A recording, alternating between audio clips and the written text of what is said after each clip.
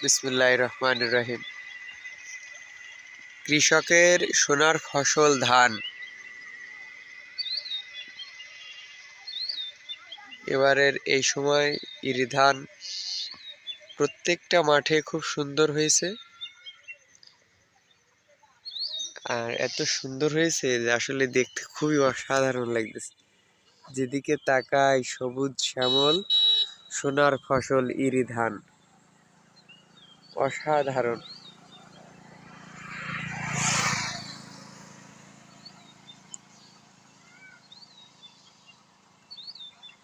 যেদিকে তাকাই সবুজ শ্যামল সোনালী ধান।